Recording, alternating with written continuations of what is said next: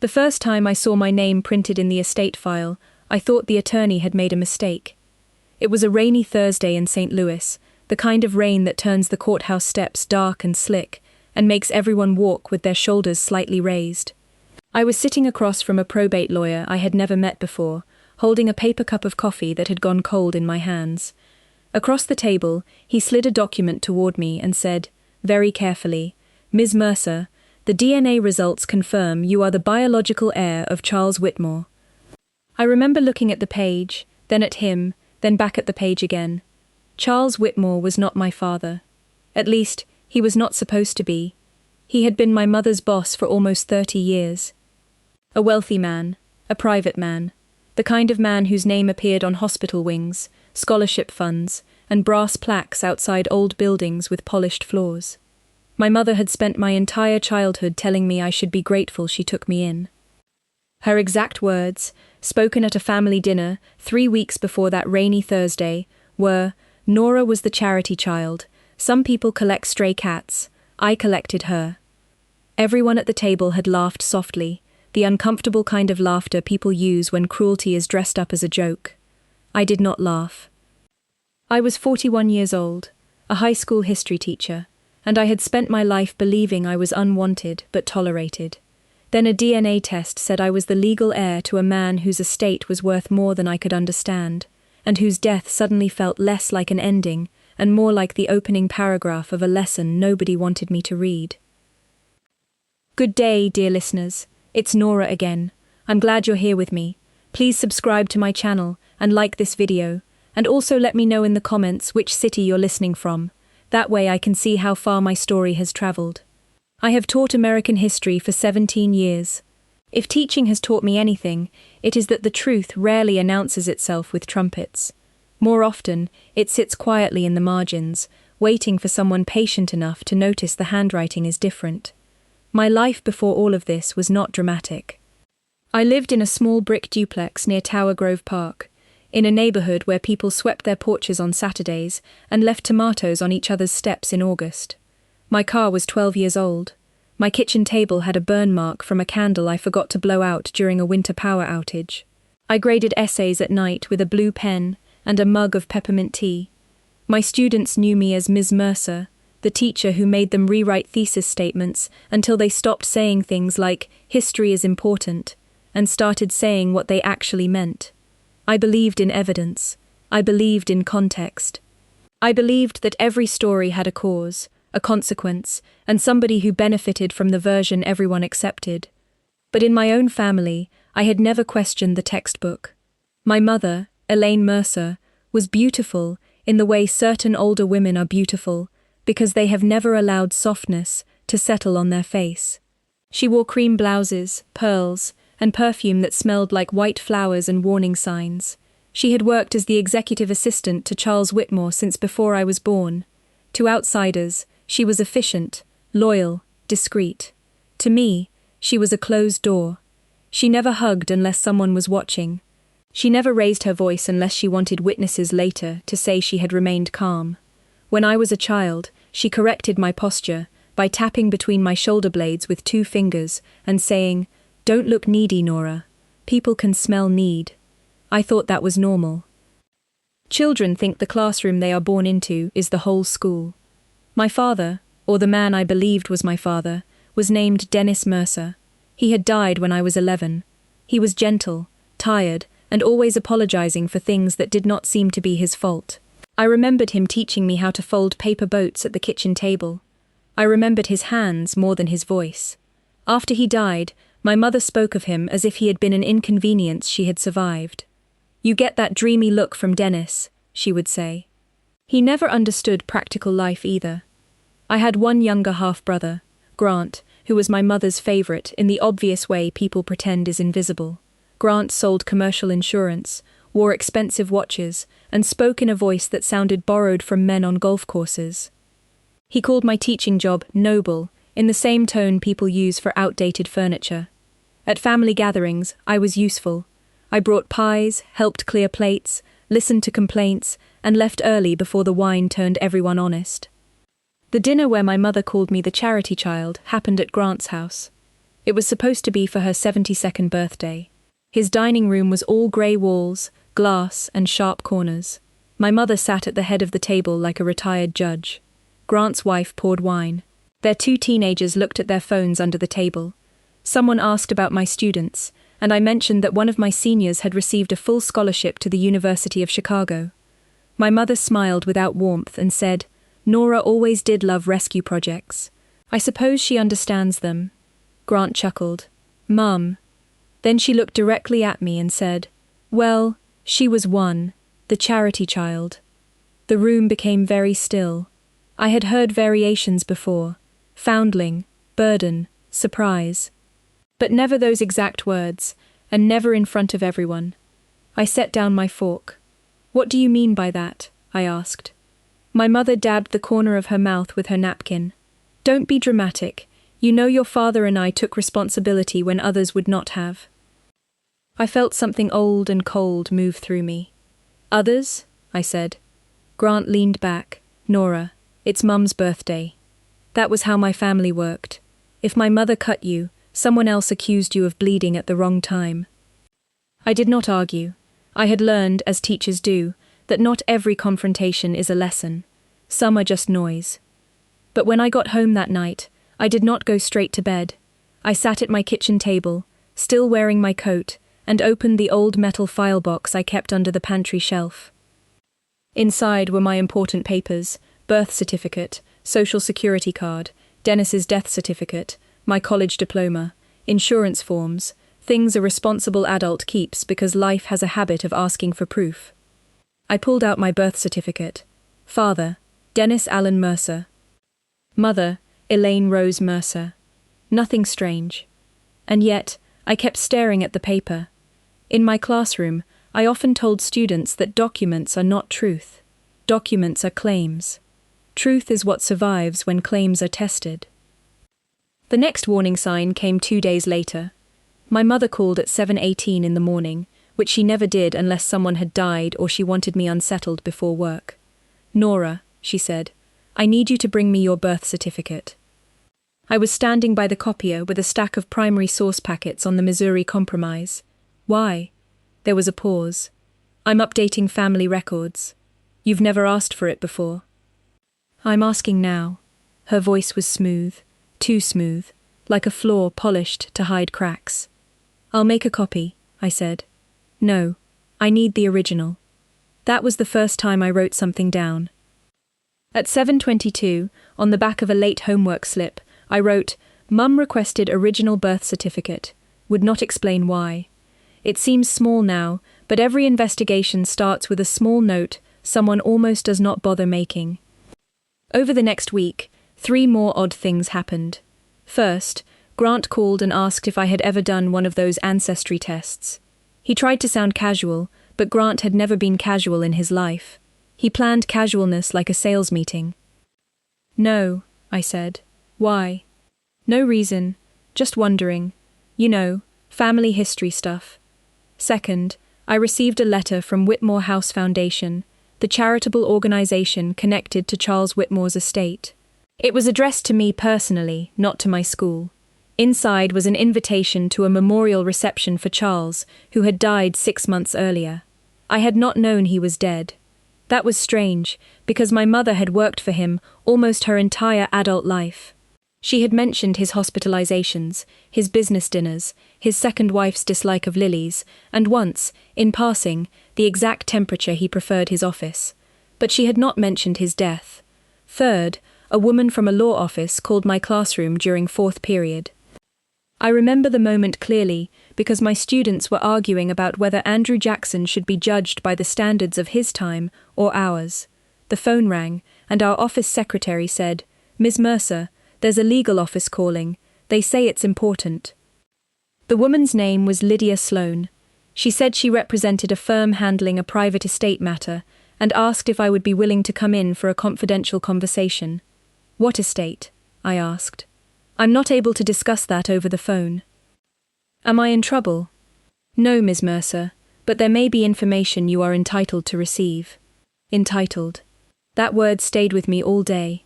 After school, while my students packed up, One girl named Maya lingered by my desk. She was the kind of student who noticed when adults were pretending to be fine. "You okay, Ms. Mercer?" she asked. I smiled. "Just tired." She pointed at the board, where I had written, "Who controls the historical record?" "That question is kind of scary," she said. I looked at the words. "Yes," I said. "It is." I made the appointment with Lydia Sloane for the following Tuesday. I did not tell my mother. I did not tell Grant. I did not even tell my closest friend, Paula, who taught English across the hall and knew more about my moods than anyone in my family ever had. Something in me understood that silence, for once, was not weakness. It was protection. The law office was downtown, in a limestone building with brass elevator doors and carpet so thick my footsteps disappeared. Lydia Sloane was in her 50s, with silver hair cut to her jaw and eyes that missed very little. She did not waste time. "Ms. Mercer," she said after we sat down, "before Mr. Whitmore died, he left instructions that a sealed letter be delivered if certain conditions were met." "What conditions?" She folded her hands. "That a DNA inquiry confirm a biological relationship." I stared at her. "I'm sorry," I said. "A relationship between whom?" "Between you and Mr. Whitmore." The room seemed to move slightly, although nothing had changed. "That's impossible." She did not disagree. "Lawyers are trained not to comfort too early. Mr. Whitmore submitted his DNA to a private genealogical archive approximately 3 years before his death," she said. "The estate authorized comparison through a court-approved process after a dispute arose regarding heirs." "I don't understand. He had children." "He had no legally acknowledged children." I thought of Charles Whitmore as I remembered him from childhood, tall, reserved, smelling faintly of tobacco and cedar. He came to our house twice that I could recall. Once when I was 6 and had chickenpox, he brought my mother a stack of folders, and me a book of fairy tales with gold edges. Another time, when I was 9, he stood in our doorway during a thunderstorm and argued quietly with my mother while I sat on the stairs pretending not to listen. I remembered one sentence. "Elaine, you cannot erase blood with paperwork." I had not understood it then. Sitting in Lydia's office, I suddenly heard it as if the thunder had returned. Lydia slid a sealed envelope toward me. The paper was cream-colored, thick, and my name was written on the front in careful blue ink. Nora Ellen Mercer. My hands did not shake until I touched it. Inside was a letter. "My dear Nora, if you are reading this, then the truth has finally outlived fear. I owe you more than an estate. I owe you a name, an explanation, and an apology I was too weak to deliver while I was alive." I stopped reading.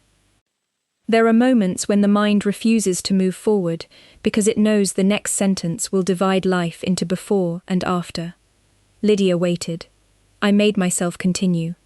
Charles wrote that he had known I was his daughter from shortly after my birth. He wrote that my mother had insisted Dennis Mercer would raise me, that scandal would ruin everyone, that he had responsibilities, that she would disappear with me if he challenged her. He wrote that he had provided money through accounts and trusts meant for my care and education, money I had never seen. He wrote that he had tried, more than once, to correct the record, but my mother and a man named Richard Vale had blocked him. I looked up. Who is Richard Vale?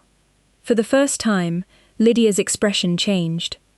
He was Mr. Whitmore's estate advisor for many years. He is also the current trustee contesting your claim. The name meant nothing to me, and that frightened me more than if it had. Unknown people can shape your life from rooms you never enter. "What claim?" I asked. Lydia took a breath. "Ms. Mercer, Mr. Whitmore's revised estate plan names his biological child as primary beneficiary of a substantial trust, his personal residence, and controlling interest in several charitable assets. The prior trustees argue that no such child exists, and that the DNA process is invalid." I looked down at the letter. My mother had called me Charity. But if Charles was telling the truth, Charity had never been the story. The story was theft. I drove home in silence. Rain tapped on my windshield, soft and relentless. At a red light, I looked at my own face in the rearview mirror and tried to find someone else there, Charles's eyes, Elaine's mouth, Dennis's sadness. But faces are poor witnesses. They tell stories people want to see. When I reached my duplex, I did not go inside right away. I sat in the driveway with the engine off and the letter on the passenger seat. My porch light flickered. Across the street, Mrs. Alvarez's dog barked at nothing. Fear is strange. It does not always make you small. Sometimes it makes you very still. I thought of all the school trips I had skipped because my mother said money was tight. I thought of working 2 jobs through college while Grant received help with his first apartment. I thought of my mother telling me there was no college fund, no family support, no safety net for girls who expected too much. Then I thought of Charles writing, "I provided money through accounts and trusts meant for your care and education." The historian in me began building a timeline. I was born in 1984. Dennis died in 1995. Charles's first known visit to our house was around 1990. My mother began working longer hours at Whitmore Holdings after Dennis died. Grant was born in 1997. If Charles had provided money for me, where had it gone? Who had controlled it? Why had my mother suddenly wanted my birth certificate? And why had Grant asked about ancestry tests before I ever knew DNA was involved? I went inside, locked the door, and placed the letter in a gallon freezer bag before putting it in my desk drawer. That may sound odd, but teachers know the value of preserving evidence. Teenagers will hand you crumpled essays with coffee stains and say the printer did it. Paper needs protection. Then I opened a new notebook. On the first page I wrote, "Whitmore matter." Below that, "Do not confront Elaine." That was the first rule. The second rule was, document everything. The third was, get my own lawyer. Lydia Sloan represented the estate process, not me personally. She had been clear about that. The next morning, before school, I searched for probate attorneys who handled disputed trusts and financial elder abuse. I found 3 names, read reviews, checked bar records, and called the one who seemed least impressed with himself. His name was Martin Reyes. His office was above a bakery in Clayton, and when I met him 2 days later, the room smelled faintly of sugar and printer toner. He wore a navy suit that had seen many meetings and did not try to make me feel lucky to be there. He read Charles's letter twice. Then he said, "You need to assume everyone involved already knows more than you do." "I do." "Good. That will keep you safe." Safe was not a word I had expected from a probate lawyer. He made a list on a yellow legal pad: birth records, school tuition records, bank transfers, trust documents, employment records for Elaine Mercer, any old letters, photographs, insurance policies, medical forms. He asked whether my mother had access to my mail, my social security number, or any old joint accounts. "My mother knows everything about me," I said. "That is not the same as having the right to use it." Then he said something I wrote down and kept for years. Powerful people do not usually panic when the truth appears. They try to manage it. That is exactly what happened. 3 days after I hired Martin, my mother invited me to lunch. Not dinner with family, not coffee at her kitchen table, lunch at a quiet restaurant in Ladue, where the servers knew her name and the butter came shaped like flowers. She was already seated when I arrived, wearing pearl earrings and a pale blue jacket. She kissed the air beside my cheek. "You look tired," she said. "I've been busy. With school. With several things." Her eyes stayed on my face for half a second too long. "We ordered." She talked about the weather, Grant's promotion, a neighbor's knee surgery. Then, after the salads arrived, she placed one manicured hand on the table. "Nora, I know someone from Mr. Whitmore's estate contacted you." I kept my fork in my hand. "Yes." Her mouth tightened. "You should have told me." "Why?" "Because those people are not your friends. Charles had enemies. His estate is complicated. There are lawyers who make money by dragging innocent people into ugly matters." Innocent people. I looked at her carefully. In class, when students analyze speeches, I tell them to pay attention to nouns. People reveal themselves by what they choose to name and what they leave unnamed. "What do you think this is about?" I asked. She gave a small laugh. "Money, obviously." "Whose money?" "Nora." Just my name, but spoken like a warning bell. Then she leaned closer. "You have built a respectable little life." Do not let strangers convince you that you are owed something. It will make you look grasping. There it was. Not concern. Reputation. I took a sip of water. Did Charles Whitmore provide money for me when I was a child? She did not blink. Charles was generous to many people. That wasn't my question. Her voice lowered. Your father was Dennis Mercer. Whatever fantasy a lonely old man put in writing before he died does not change that. A lonely old man. Another noun. After lunch, I sat in my car and wrote down everything she had said, not approximately, as exactly as I could remember. Then I sent the notes to Martin. His response came 10 minutes later. Do not meet her alone again. By then, Martin had requested formal documents through the probate case. He warned me that it would take time, but some records were public. So I began where every history teacher begins, when the official story looks too clean. Archives. On a Saturday morning, I went to the county records office. The building smelled like dust, old carpet, and the quiet patience of clerks who have watched generations of families discover they are not as organized as they believed. I searched property records first. There was nothing under my name except my duplex mortgage. Then I searched my mother's. That was when I found the house. In 1996, 1 year after Dennis died, Elaine Mercer had purchased a 3-bedroom home in Kirkwood for cash. Not a mortgage, cash. She had sold it 9 years later for a significant profit. We had never lived in Kirkwood. In 1996, my mother and I were in a rented apartment with a broken heater, and I was wearing Grant's old hand-me-down coat, even though Grant had not been born yet. My mother told me we could not afford new shoes until spring. I printed the record. Then I found a second property, a small condo near the Central West End, purchased in 2003 through something called Rosegate Management LLC. The registered agent was Richard Vale. I sat very still. Richard Vale, the estate advisor. The unknown man had entered the timeline. I paid for copies, carried them to my car, and called Martin from the parking lot. He was quiet while I explained. Then he said, "Now we have a pattern." What kind? Possible misappropriation, possible concealment, and if the trust money passed through accounts connected to Vale, we may be looking at more than a family dispute. I looked through the windshield at the grey county building. What are we looking at? Fraud, he said. But we need records, not conclusions. That became our rhythm. Records, not conclusions. I searched old boxes in my basement. I found report cards, birthday cards, a photograph of Dennis holding me at a picnic, and one sealed envelope from Whitmore Holdings addressed to my mother in 1994. It was empty, but the postmark mattered.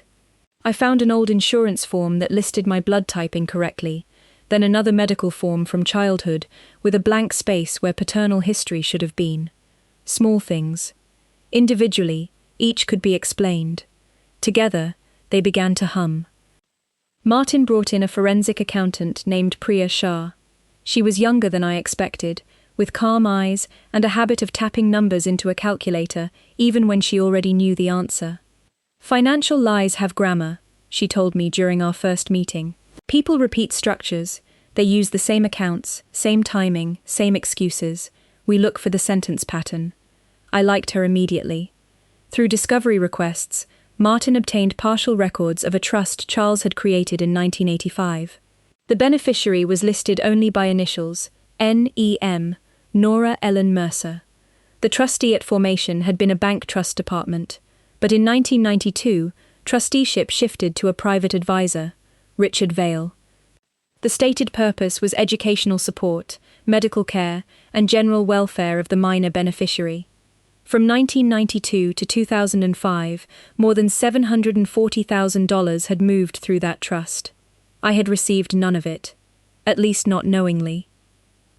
Priya traced payments to school tuition accounts I had never attended, medical providers I had never seen, and consulting fees paid to Rosegate Management LLC. She found checks endorsed by Elaine Mercer as guardian and wires approved by Richard Vale for family stabilization expenses. Family stabilization. That phrase made me laugh once, sharply, in a way that did not feel like humor. I thought of our rented apartment with roaches behind the stove, I thought of my mother turning off the heat during the day to save money. I thought of filling out financial aid forms while she stood behind me saying, "Don't expect anyone to rescue you." Someone had been trying to support me, and the support had been redirected by the very person who taught me not to expect it. The first direct pressure from Richard Vale came on a Monday afternoon. I had just finished teaching a lesson on Watergate, which felt almost too appropriate, when my phone buzzed with a number I did not recognize. I let it go to voicemail. The message was polished. "Ms. Mercer, this is Richard Vale. I understand you have been drawn into some confusion surrounding Mr. Whitmore's estate. I would appreciate the opportunity to clarify matters before unnecessary damage is done. I knew Charles well. I also knew your mother during a very difficult period. I believe a private conversation could spare everyone considerable pain." I forwarded it to Martin. He replied, "Do not call back." That evening, Richard emailed me. His message was polite, almost tender. He wrote that Charles had been emotionally unstable in his later years.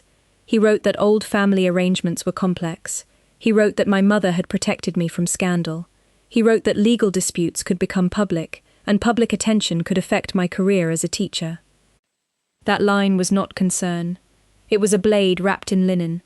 I imagined him in some expensive office, choosing each word like a chess piece. Not angry, not frantic, professional, connected, a man who understood that reputation can be used as a leash. I forwarded the email to Martin and printed 2 copies, one for my file, one for the folder I had labeled Pressure. The next week, Grant came to my school. He had never visited me there before. I saw him through my classroom window during planning period, standing awkwardly by the door in a camel coat, looking at student artwork as if it might stain him. "Nora," he said when I opened the door, "can we talk? My next class starts in 12 minutes. This won't take long." I let him in, but kept the door open. He looked around at the maps, the posters, the stack of essays on my desk. "So this is your world," he said. "Yes." He smiled sadly, as if my world confirmed something unfortunate. "Mum is upset. I'm sure she is. You're putting her through hell." I leaned against my desk. "Grant, what do you know about Richard Vale?" His face changed before he could stop it. There it was, the student caught with answers written on his wrist. Why? Because his name keeps appearing in financial records connected to me. Grant looked toward the open door. "You don't understand what you're messing with." "What am I messing with?" "People who have lawyers better than yours." That was the first honest thing anyone in my family had said. My classroom clock ticked loudly. I picked up my pen and wrote his words on a sticky note while he watched. "What are you doing?" he asked. "Documenting." He flushed. "You've always been like this, acting superior because you write things down." "No," I said. "I write things down because people like you keep changing what they said." He left without saying goodbye. My next class came in noisy and bright, carrying backpacks and half-finished snacks, and for 47 minutes I taught reconstruction while my own life quietly reconstructed itself around me.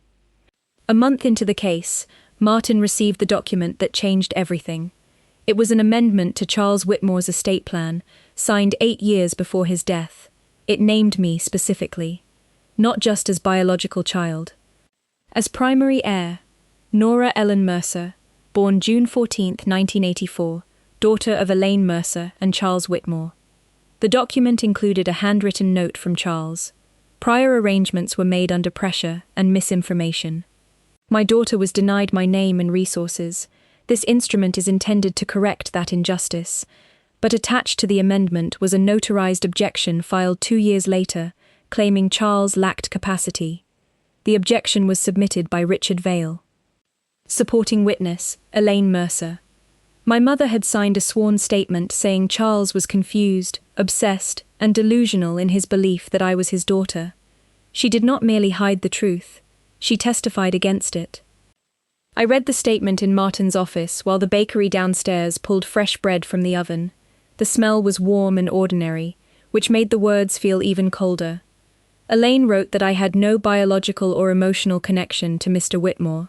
She wrote that I was vulnerable to suggestion and might be manipulated by promises of money.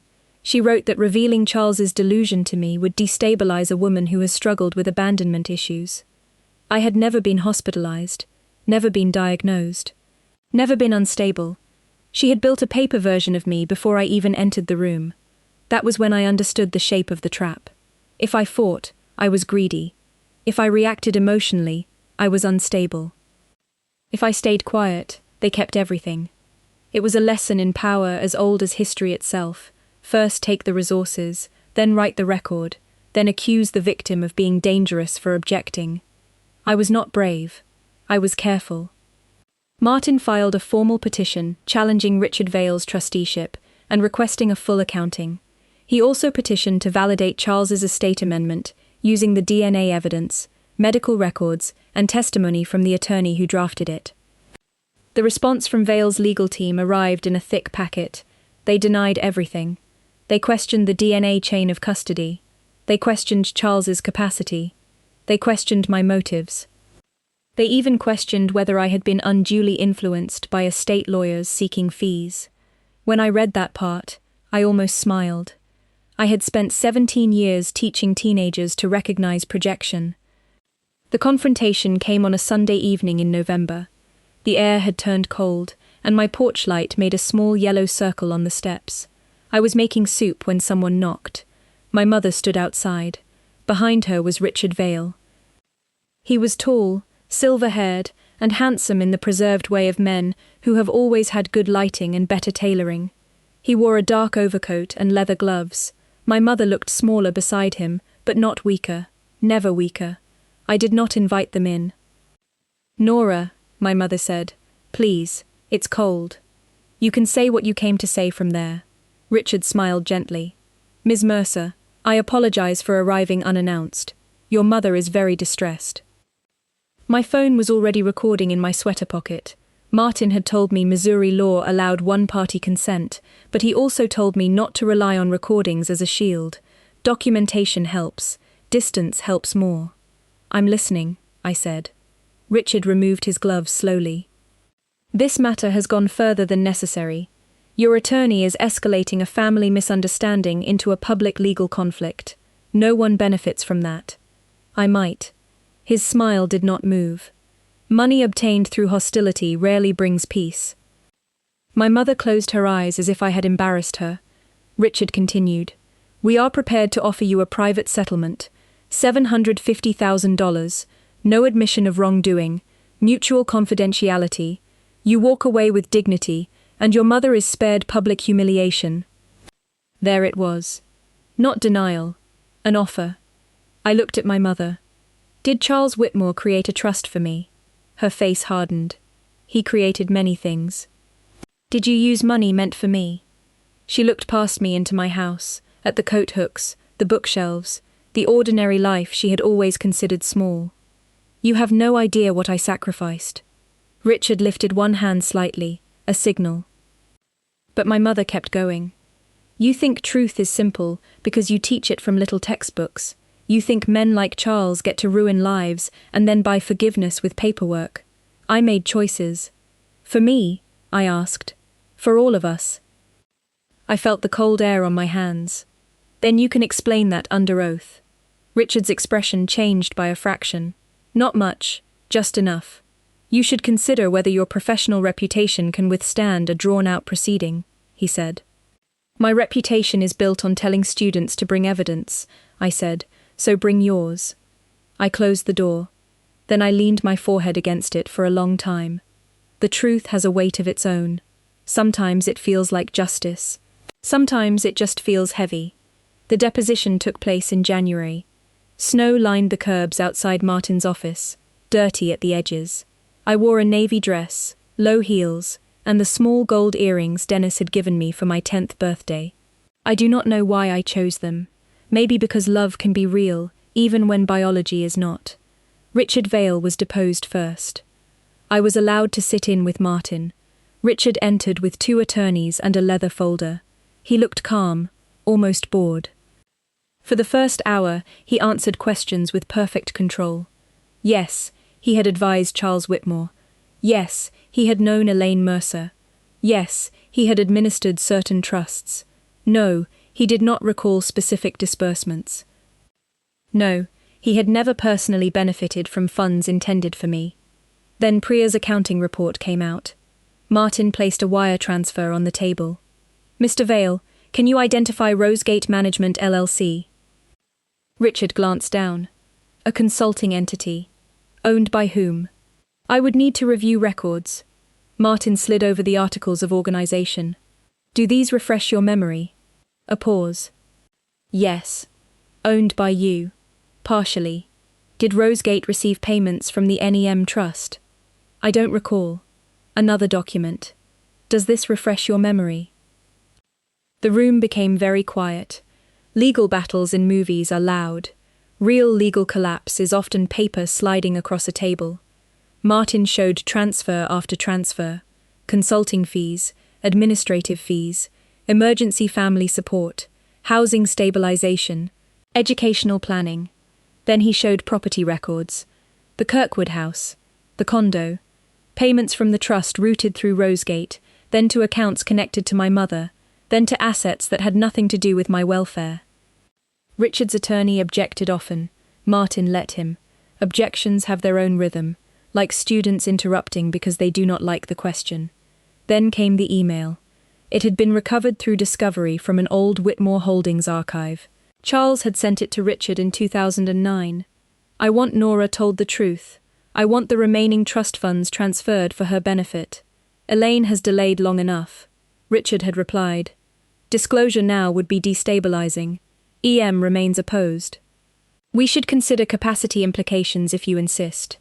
Capacity implications. A threat in professional clothing. Martin read it aloud, then asked, Mr. Vale, were you threatening to challenge Mr. Whitmore's mental capacity if he told his daughter the truth? Richard looked at his attorney.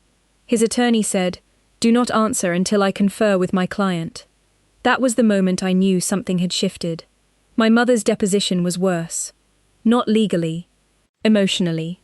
She arrived in a charcoal suit, pearls at her throat, every hair in place. She did not look at me when she entered. For years I had imagined that if I ever learned a painful truth, my mother might break open. She might cry. She might say she had been afraid, young, trapped, ashamed. I had prepared myself for grief. I had not prepared myself for strategy. She admitted Charles was my biological father only after the DNA report was entered. She admitted she had received funds. She denied misusing them. She said Dennis knew. She said Charles was controlling. She said she protected me from being claimed like property by a wealthy man. Some of that may even have been true in her mind. People do not need to believe they are villains to do terrible things. They only need a story where their survival matters more than your life. Then Martin asked about the phrase, charity child. My mother's mouth tightened. I don't recall. Martin slid a printed statement across the table. It was from Grant's wife, who, after receiving a subpoena, had confirmed the birthday dinner conversation. My mother read it. I may have used poor wording. Did you tell Ms. Mercer she was taken in as charity? I was frustrated. Was that true? Silence. Martin waited. That is one thing I admire about good lawyers and good teachers. They know silence is not empty. It is where the answer tries to hide. Finally, she said, no. One syllable. 41 years late. The probate hearing happened in March. By then, the case had widened. Martin had referred certain financial findings to state investigators. The bank that had once administered the trust had produced archived letters showing concerns about Richard Vale's appointment back in 1992. Charles's former attorney, an elderly man with a cane and a sharp memory, testified that Charles had been lucid when he signed the estate amendment naming me. He was angry, the attorney said, but anger is not incapacity. In my opinion, he understood exactly what he was doing. The opposing side tried to paint me as opportunistic. Their lawyer asked why I had pursued the claim if money was not my motive. I looked at the judge, then at the lawyer. I teach history, I said. When a record is false, correcting it matters. The money is part of the record. He asked whether I felt entitled to Charles Whitmore's estate. I said, I feel entitled to the truth about my own life.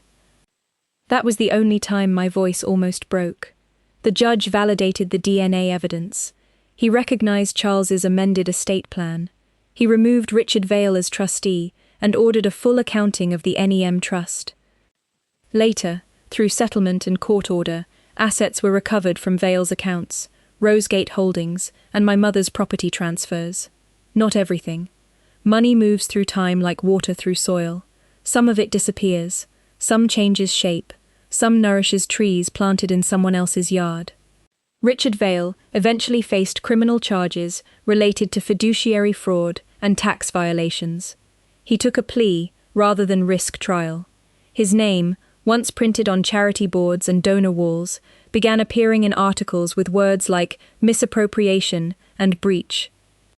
My mother was not charged criminally. Martin said proving intent beyond a reasonable doubt after so many years would be difficult, and prosecutors made their decisions accordingly. But civilly, she lost almost everything she had gained from the trust. She signed a settlement acknowledging that funds intended for my benefit had been improperly diverted. She did not apologize. Not then. Not in the way people imagine. A month after the settlement, I received a letter from her. The envelope sat on my kitchen table for 2 days before I opened it.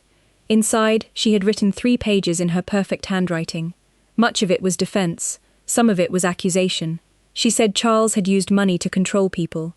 She said Dennis loved me and that should have been enough. She said she had been young and frightened and tired of men deciding the terms of her life. Near the end, one sentence stood alone. I should not have made you pay for my fear. I sat there for a long time.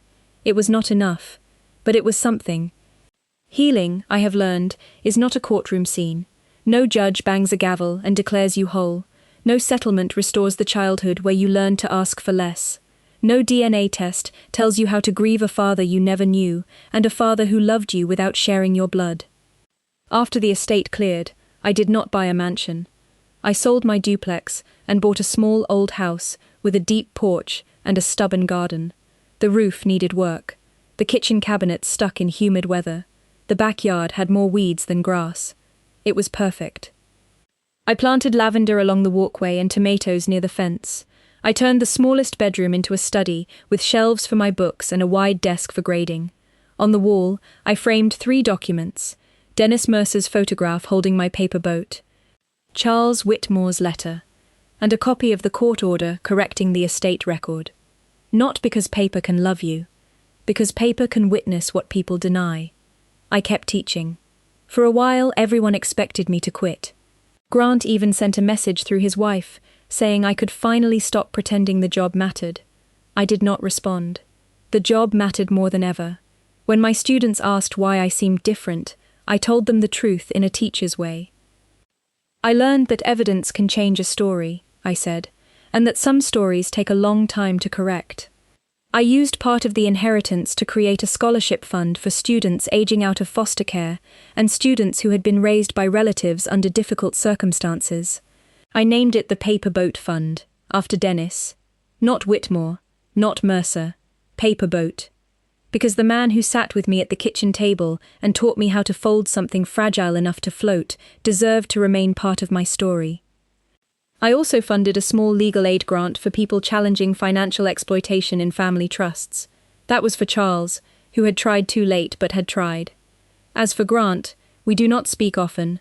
His life changed when my mother's finances became public. For a while he blamed me.